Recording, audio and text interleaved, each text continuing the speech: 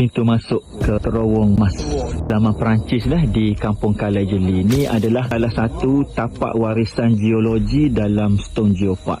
So hari ni kita bertuah lah dapat mari dengan kekanda kita ni, geoguide daripada Stone Geopark. So kita akan duduk sini lah dalam 2 hari 3 hari. Kita akan jejak balik warisan yang ditinggalkan syarikat Perancis. Ni adalah batang pokok merbau. Pintu gua pun macam frame pintu dah tu. Ni akar pokok, kita akan masuk melalui laluan pokok merbau. So ni laluan paling ringan, salah satu laluan paling kecil yang laluannya tu menurun dari bahagian bawah. Dan laluan ni dipanggil dengan air. Air ni kita air ni kita duduk dalam terowong di Kampung Kalai Jeli.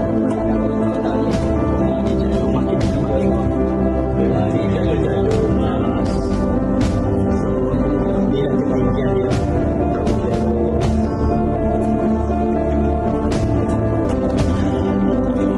Ni awak tak air lah. Tak apa-apa. Laluan yang ni salah satu.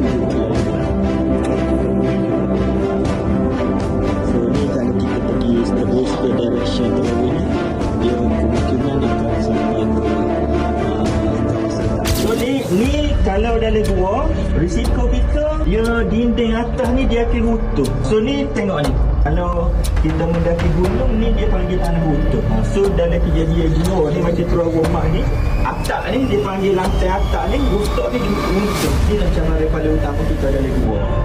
Kita tak say kejadian runtuh ni menghalang kita untuk keluar daripada terowong ni. So berhati-hatilah. Masuk gua pastikan dengan kad jurupandu yang berlesen. Kita tak boleh simply masuk gua tanpa ada jurupandu. So ni kesan dia.